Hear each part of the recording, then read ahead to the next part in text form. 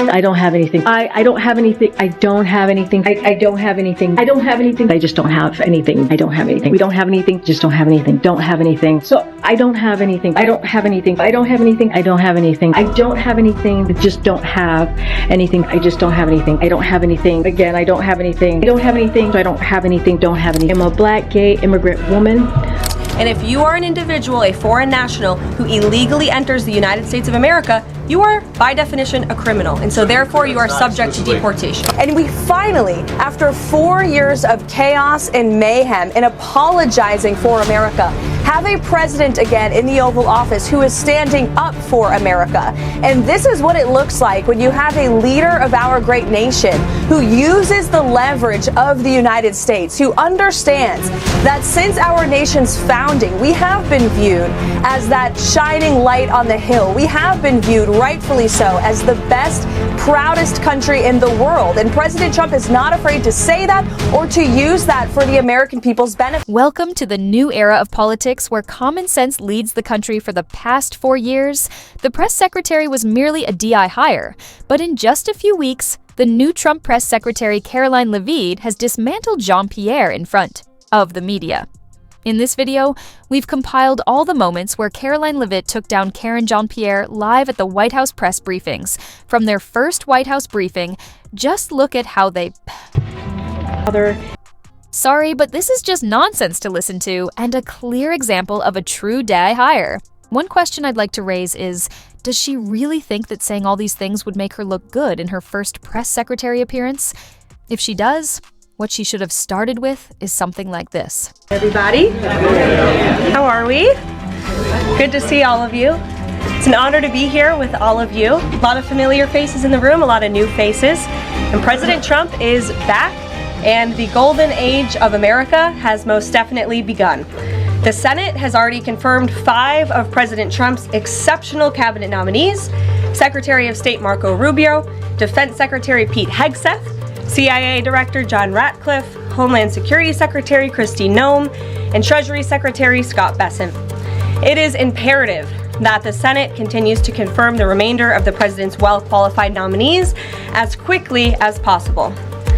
As you have seen during the past week, President Trump is hard at work fulfilling the promises that he made to the American people on the campaign trail. Since taking the oath of office, President Trump has taken more than 300 executive actions, secured nearly $1 trillion in U.S. investments, deported illegal alien rapists, gang members, and suspected terrorists from our homeland, and restored common sense to the federal government. Common sense is exactly what we need. If you listen carefully, you will notice a glaring gap in how she boldly handles what we all want to hear from me. She isn't simply talking, she's making commitments she really believes in. Delivering on the promises he made to the American people, and who speaks the truth. So I'm so humbled by the outpouring of support I've heard from people across the country saying, we're doing such a great job at the White House. Well, it's easy to do a good job when you are acting on common sense and you are speaking the truth. And that's exactly what President Trump is doing every single day.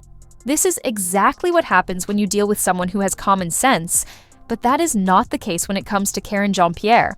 Just look at how Jean-Pierre describes the lack of contact between the press and the previous president. The White House released a 6-page summary back in February. I don't think that was a full accounting necessarily. And Dr. O'Connor in that memo described the president as, quote, a healthy, active, robust 81-year-old male who remains fit to successfully execute the duties of the presidency.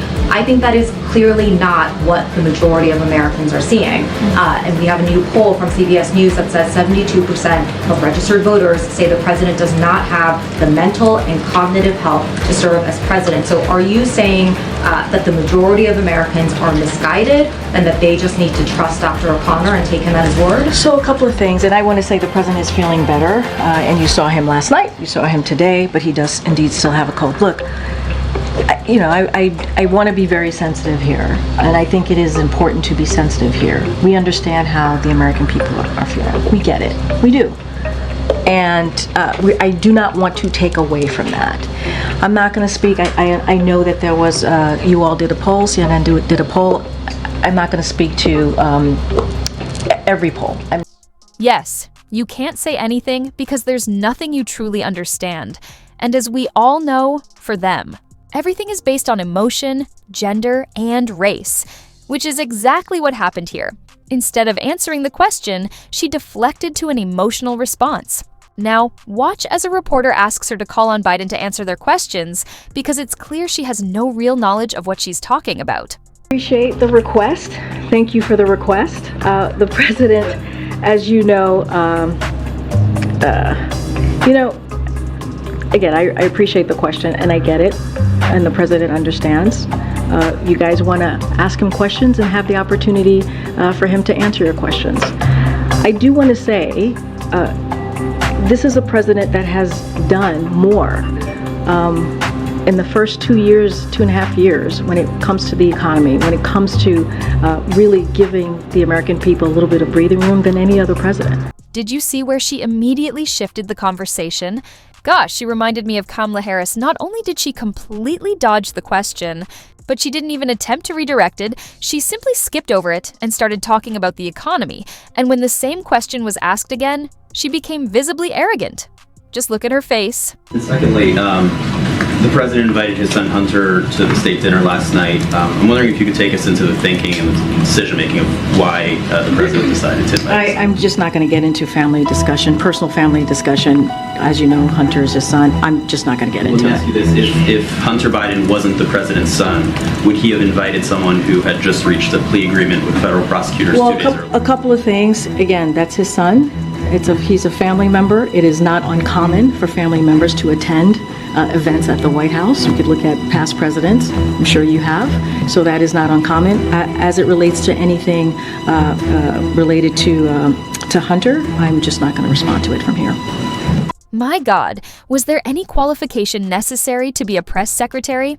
This lady isn't even close to being qualified if there ever was a threshold. So the question becomes not a reasonable question to ask whether the President of the United States was involved, as this message seems to suggest, in some sort of coercive conversation for business dealings by his son. Is that something, if he wasn't, then maybe you should tell us. So here's the thing, and I appreciate the question. I believe my colleague at the White House Counsel has answered this question already, has dealt with this, has made it very clear.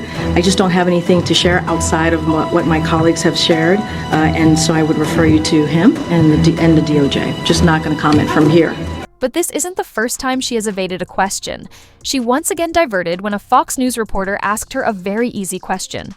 What's absolutely amusing is that she wasn't even remotely prepared to respond, yet she lied right in front of us.